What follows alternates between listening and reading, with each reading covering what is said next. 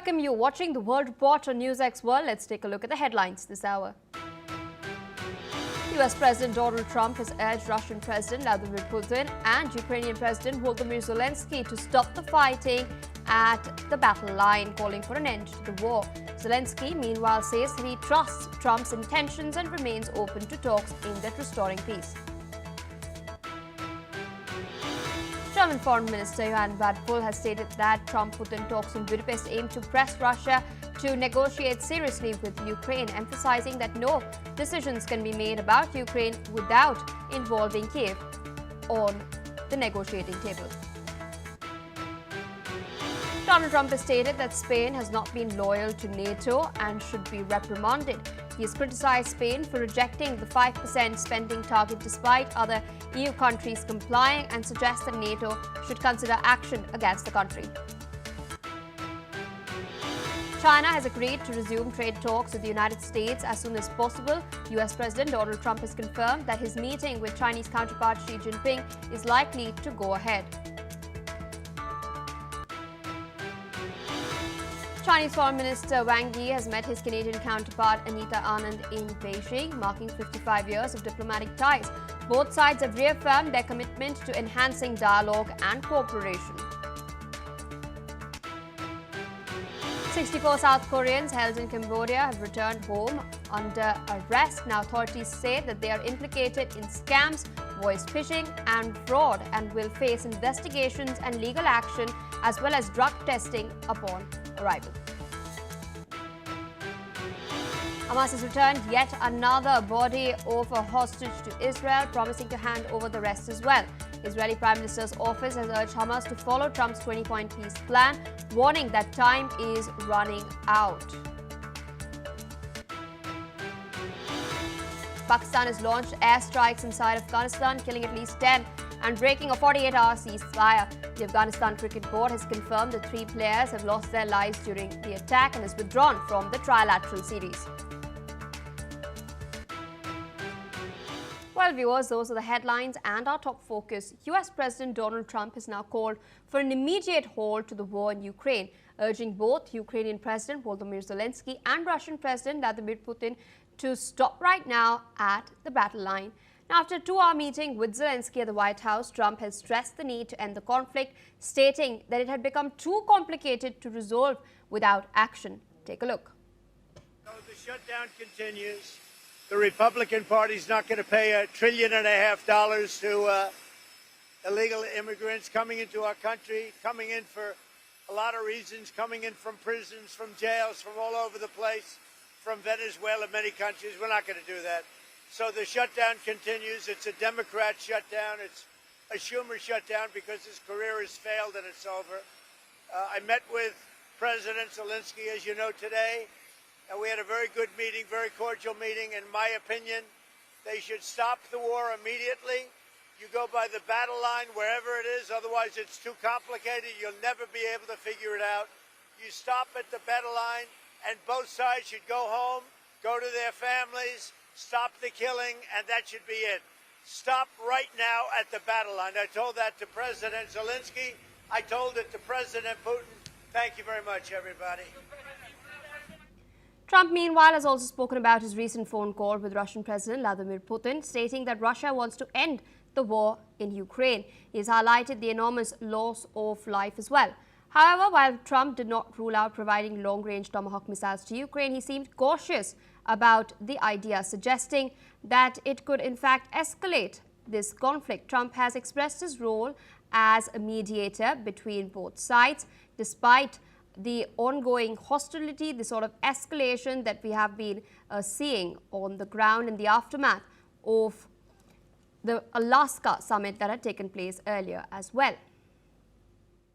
Talking about what took place yesterday with my phone call with President Putin, and I think that things are coming along pretty well. It began with Alaska, where I think certain guidelines were discussed, and we want to see if we can get this done. This was long ago into the Biden administration. I came here and we inherited this, and we'd like to see if we could finish it, end it. We want it ended. So many people have died in this war, and we're gonna get it ended. So, look, my only statement is we have to get together. It's a very small group of people. It's the president, and the president.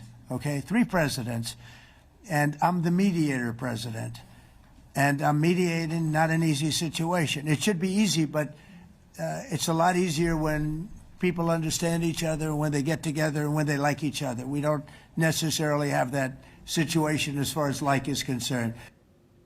Zelensky, for his part, expressed his confidence in Trump's commitment to ending the war. The Ukrainian president also noted that he's open to bilateral or even trilateral formats for peace talks, expressing willingness to explore any avenue that might lead to peace.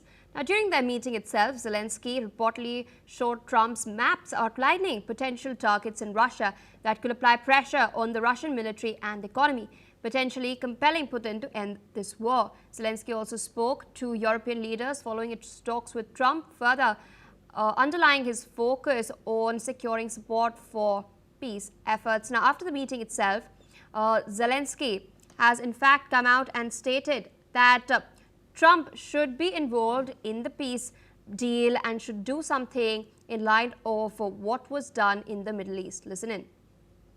We trust the United States. We trust President that he wants to finish this war, and it's difficult. It's very tough solution. It's understandable why. Just after meeting with President and his team, we had now conversation with our strategic partners. I had phone calls, common phone call with our group.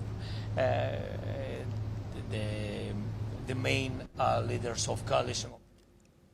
Meanwhile, joining us on the broadcast is Professor Jim Rice. He's a professor of international law, joining us from the Philippines. Thank you so much for taking our time and speaking to us on NewsX World. High-octane developments as far as the war in Europe between Russia and Ukraine is concerned. Zelensky at the White House, meetings between Putin and Trump being planned as well.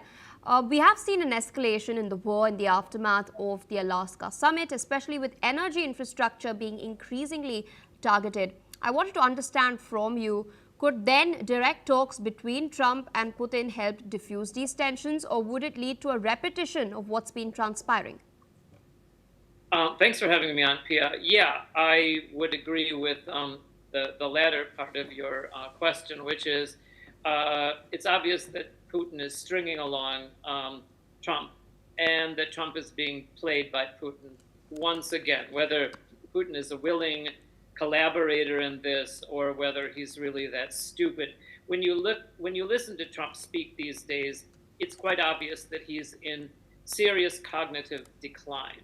I really wonder whether he's, all there at this point. But to try and answer the other part of your question,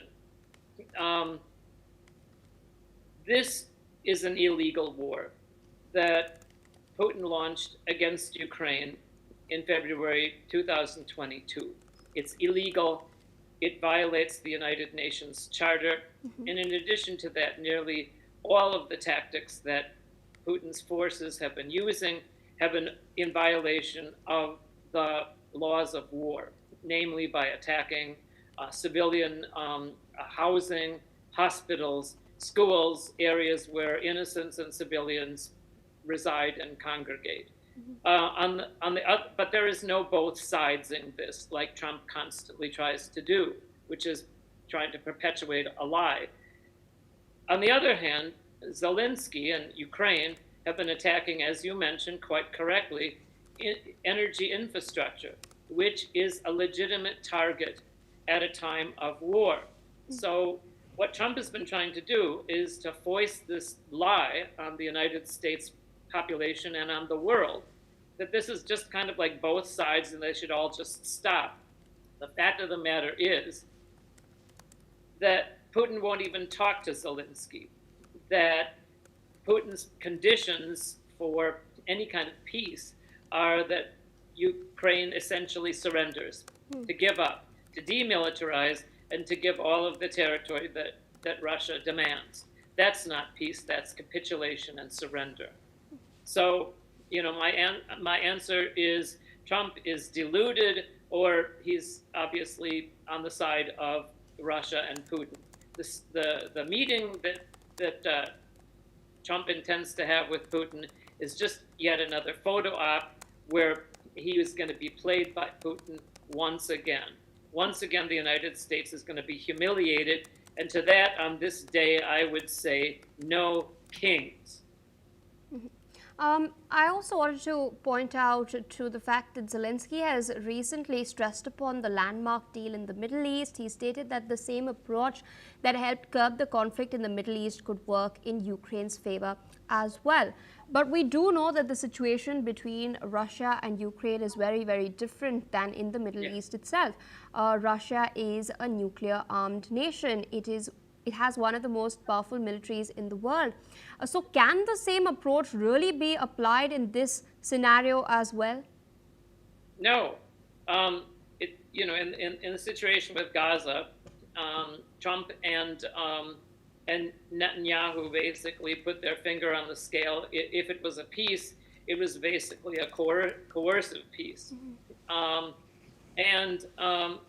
In the end, Hamas had no choice. I personally don't believe that this ceasefire is going to last, but that's another conversation. But no, the two things are not the same. Ukraine is a sovereign nation. It's going to fight on. It has the support of the entire NATO, apart from the United States, and the European Union, and the two situations are not similar. Indeed, and I request you to stay on with us as we're tracking some other updates regarding what's happening in Europe. We're now learning that German Foreign Minister Johann Wadephul has stressed that Ukraine must be involved in any decisions made during the upcoming Trump-Putin talks in Budapest. He's called the meeting a second attempt to get Russia to negotiate seriously and has emphasized that no decision about Ukraine can be made without Ukraine itself. His comments come as Ukraine has not been invited to the talks, although Ukrainian President Zelensky has met Trump and has also expressed his inclination to being involved in a trilateral format. Ich glaube, dass jede Vereinbarung betreffend die Kriegssituation in der Ukraine erfordert, dass die Ukraine unter anderem an vorderster Stelle durch ihren Präsidenten repräsentiert, daran zu beteiligen ist. Es darf keine Entscheidung über die Ukraine ohne die Ukraine geben. Das ist vollkommen klar. Und deswegen verstehe ich die Gespräche in Budapest als einen zweiten Versuch nach den Gesprächen in Alaska, Präsident Putin endlich davon zu überzeugen, ernsthaft mit der Ukraine zu verhandeln. Darauf wird die Ukraine bestehen und dafür hat sie die Unterstützung der Bundesrepublik Deutschland. Additionally, he also addressed a Polish court ruling blocking the extradition of a Ukrainian suspect in the 2022 Nord Stream pipeline explosions, affirming that Germany respects court decisions and the separation of powers. Still with us on the broadcast is Professor Jim Rice. Speaking of Budapest and the upcoming meeting that we're likely to see, there were murmurs of a meeting in Budapest earlier as well, right in the aftermath of the Alaska summit. Now, this is something that the Ukrainians had taken to offense to, considering their history with the city. And now, with the recent phone call, could we then see momentum building on achieving something in line of the breakthrough in the Middle East, or is that still a rather far-fetched vision? Well, I think that it's interesting to me that the next venue for this so-called peace process that Trump is trying to get going is Hungary and Budapest. And as you know, Putin's biggest ally in Europe is Viktor Orban, the dictator of Hungary. Yes. And he's the most Putin-friendly place. The other thing that's interesting to me is that really Putin can't go to very many places. He can't go to any other cities in Europe because there's an arrest warrant out for him, issued by the ICC, the International Criminal Court.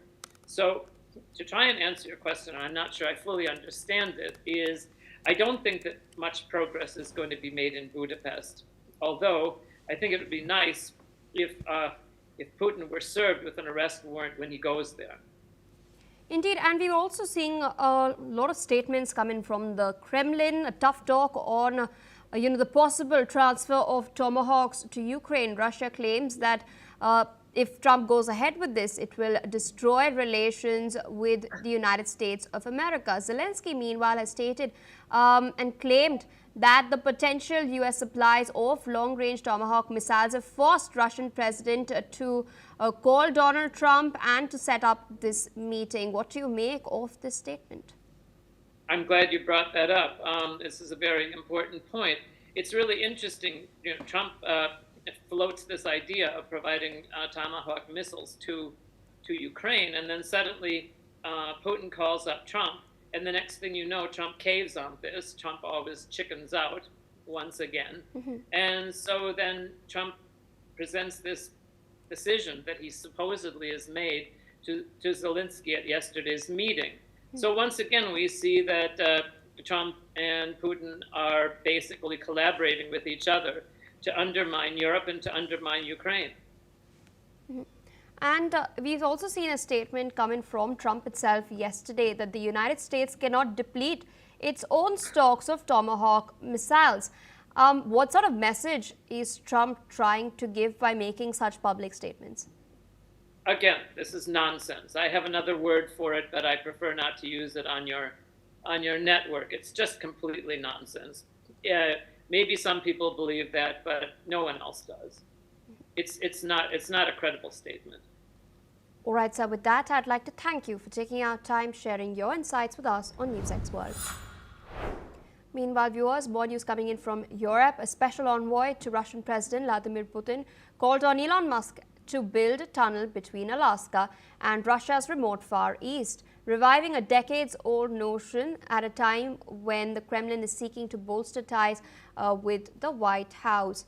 Now, the plan calls for a 70-mile rail and cargo tunnel to be built by Elon Musk's Boring company within 8 years at a projected cost of $8 billion US. The proposal came after Donald Trump reportedly spoke with Putin and agreed to meet in Budapest to discuss ways to end the war in Ukraine. More news coming in. US President Donald Trump has stated that Spain is no longer loyal to NATO and should be reprimanded for the same. This comes as Trump has repeatedly pushed NATO members to spend more on their own defense, citing the threat posed by Russia since the 2022 war with Ukraine broke out. Whereas Spain is the only member of the 32-nation alliance to not commit to this increasing military spending to 5% of its GDP.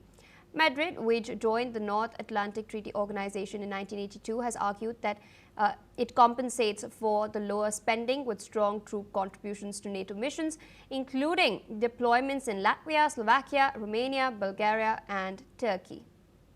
With us on the broadcast is Ms. Shruti Dasgupta, International Affairs expert, joining us from New Delhi. Thank you so much, ma'am, for taking out time and speaking to us on NewsX World. I wanted to understand from you, is this statement a sudden development, or is this the only sticking point, or has this been building up over time? Because we've also seen Spain's position on Palestine. Could that have also been a contributing factor to Trump finally coming out and expressing that that NATO should reprimand Spain?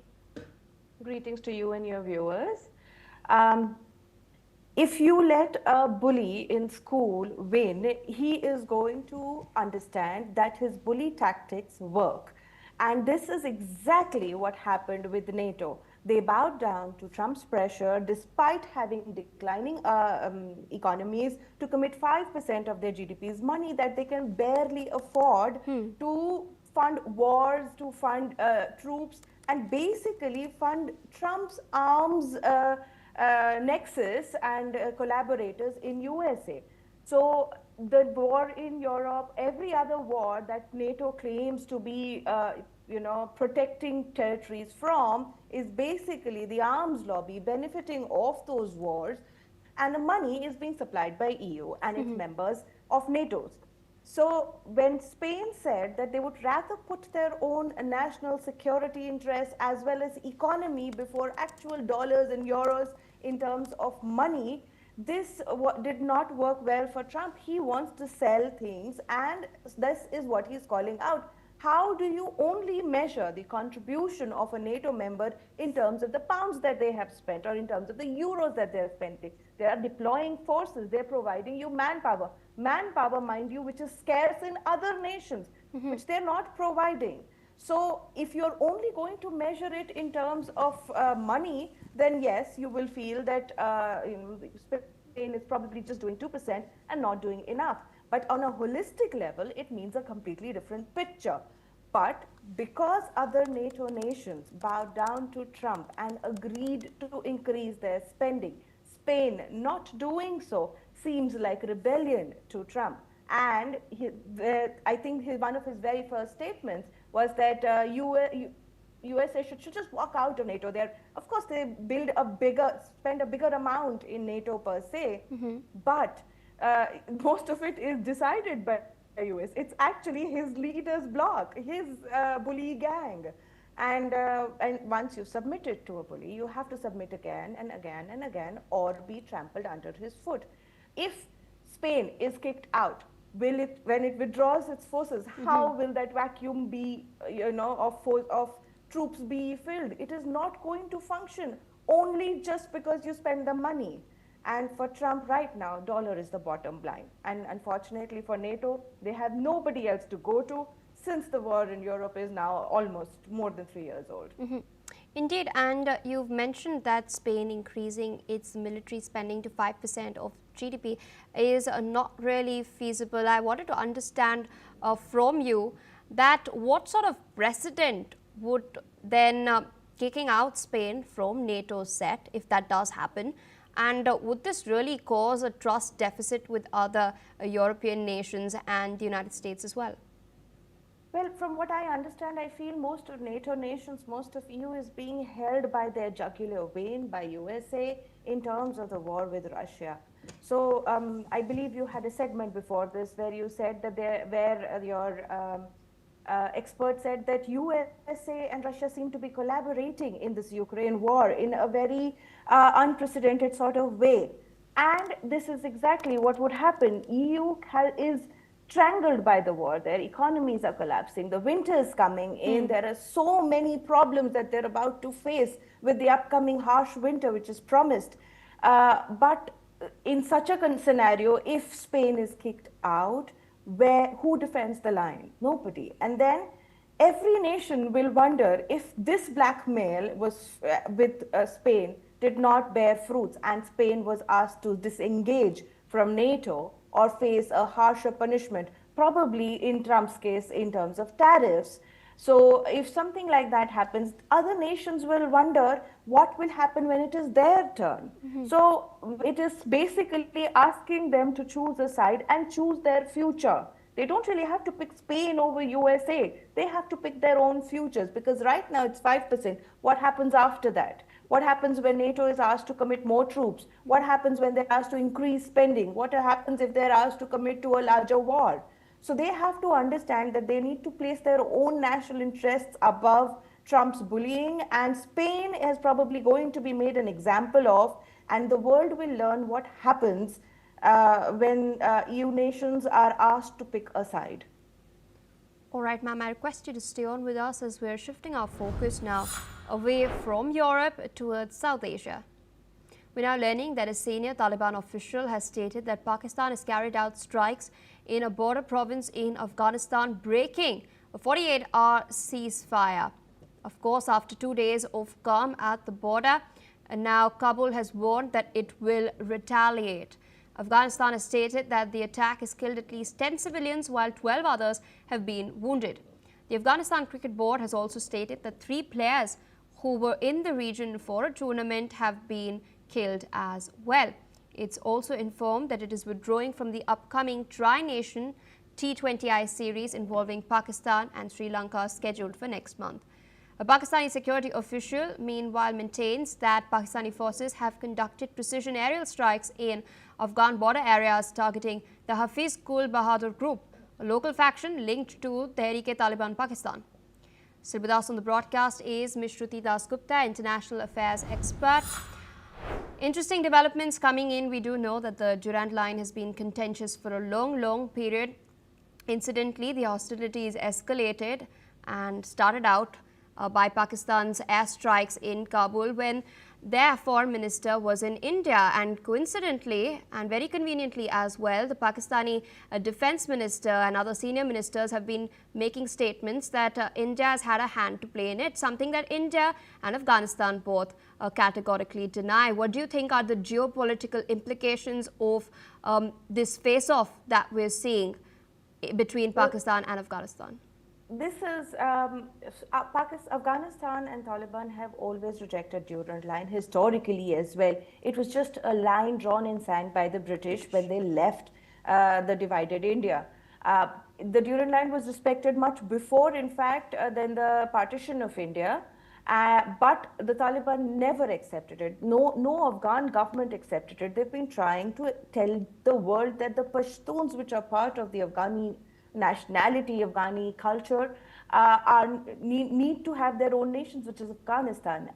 They have been for many years a playground where geopolitical powers have been interfering in their own power tussle. Now Taliban has decided to retaliate and claim back its territories. I believe more than 20 posts along the Durand Line have been taken over by Afghanistani forces, and they don't expect to give it back. When the ceasefire was first announced, it was supposed to be held for 48 hours according to Islamabad, but Pakistan struck right before it.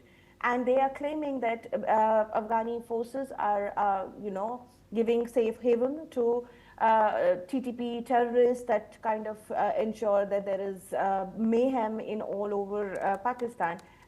This is a classic victim card that Pakistan likes to play, that it has been saying that it is a victim of terror for hundreds of years. And mind you, their own minister, Khwaja Asif, has said it is a victim of terror because they've been doing the dirty job for USA for many years. So this is exactly what they've done. They're homegrown terrorists. If they don't like what they're doing, there will be blood on the streets. They've also declared TLP as a terrorist organization. They've called a 10 rupee note or so in Indian currency was discovered somewhere, and they name that person a raw agent. It is very convenient for them to try and pin the blame on India or any other geopolitical force, rather than facing the fact that its army is out of control, the people resent it, and the dirty work that they're trying to ensure by putting Afghanistan on a back foot so that USA can claim the Bagram airbase is really sad. Indeed, as you've pointed out, it seems that snakes are biting Pakistan back. This original statement was given by Hillary Clinton years ago when she visited Islamabad. Meanwhile, we've seen some statements come in from Pakistan's top ministers. They've stated now that the ball is in Kabul's court. Yet, despite all of these statements being put out, it is Pakistan that is now striking first. It's Pakistan that had broken the fragile ceasefire brokered by Saudi and Qatar. Now, you mentioned the Bagram air base. We're also seeing China and Russia closely monitoring the developments in the region. What do you think their interests are? Well, Afghanistan is very beautifully placed geographically in the Central Asian region because it has neighbor nations of Iran, Russia and China. And if US manages to get back its hold on Bagram Air Base, or if Pakistan is again able to suppress Afghanistan under its higher air power, then that particular ground again becomes a playground for external forces to exploit against these three non-US allies. So this is something which is a larger game at play. China is watching, it's silent. Russia is watching, it's silent. Iran has asked the neighbors to kindly be more vigilant because it shares borders with both Pakistan and Afghanistan. So for me, it looks like USA, although he's claimed that he can sort out that war, he's not going to sort out that war without getting the benefits he wants out of Afghanistan. But Pakistan is also doing this dirty job once more, year after year, at the behest of USA, just so that it can hide from the fact that the Baluchi rebels have also ensured that many regions are out of control of Pakistani forces and administration. The Afghani forces, the Pashtuns, are asking for independence. The POJK region has asked publicly, not just in USA, in Pakistan, but in other soils as well. Their ministers have gone and said, we want independence from this occupying force. So all the regions that Pakistan has forcefully occupied by mere military might want independence, and they're making the loudest clamor that they can. And right now, Pakistan is at its weakest because Operation Sindoor dealt a very, very heavy blow to them. No matter the amount of funds that are now being pumped into Pakistan thanks to Trump and his cryptocurrency and his allies, the repairs cannot be done overnight. It takes time. Military deals take time to come into force. Equipment does not just appear just because you have paid for it. It takes time to manufacture. So it is at its weakest, and right now it has triggered the hornet's nest, and these bees these Afghani bees are ready to bite it back. And in the coming days, I predict Pakistan is going to witness a Diwali event which they will never forget. All right, ma'am, with that, I'd like to thank you for taking our time and sharing your analysis with us on NewsX World. With that, viewers, it's a wrap on this bulletin. More news and updates on the other side. Stay tuned on NewsX World.